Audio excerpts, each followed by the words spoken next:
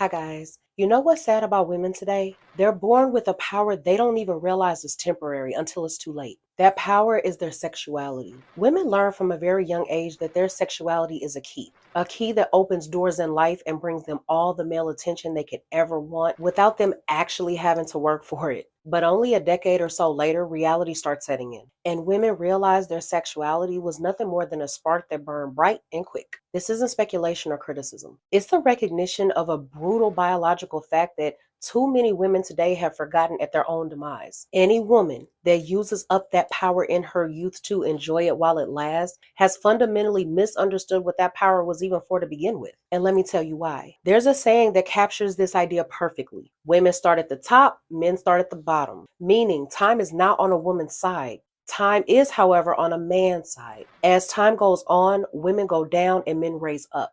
This sounds bad, but when you scratch the surface and look at it from a biological standpoint, the core of female sexuality actually comes from the perceived ability that she can have many healthy children. But the truth is, a woman's reproductive fitness has much more of a shorter lifespan than men on average. And it's this fact that manifests itself in the dating dynamics of today. Here's how it works. Unlike men that constantly produce sperm throughout their life, a woman is born with a limited supply and a limited number of eggs. She starts off with around 1 or 2 million eggs or gametes, and they start losing their quantity and quality every month after she hits puberty. It's been shown the more a woman delays having children, the less chances of her getting pregnant and carrying an actual healthy child to full term is. In fact, research has shown that the risk of miscarriage on average has the most dramatic changes in a woman's 30s. Prior to reaching 35, the likelihood stands at approximately 10 to 12%. But for women over 40, this probability escalates to over 45%.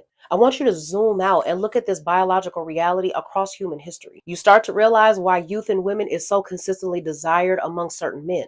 It's been estimated that for most of human history, thousands of years ago, 1 in 4 children would die before their first birthday. And even those that did reach adulthood had a very short lifespan among all the war, disease, and natural disasters. In order to keep the human population growing at a steady rate, young, healthy women were a man's best bet at having children and continuing the bloodline. Once you understand this idea, dating today seems to be set up very differently to what benefits women in the long run. It incentivizes women using the power of their beauty and sexuality for everything from cheap attention, easy money, and access to the highest quality men. But that's also how they miss the chance to actually attract and keep a man who is truly of substance. Women today use that quick, bright spark to burn through in their youth, having fun and jumping from guy to guy in the effort to enjoy it while it lasts. As any woman that has walked this path in her 40s and 50s can tell you, it leads to a life of misery and loneliness. That's what happens when your self esteem is attached to a fleeting resource like your sexual appeal, and you haven't utilized that to create a life and a family which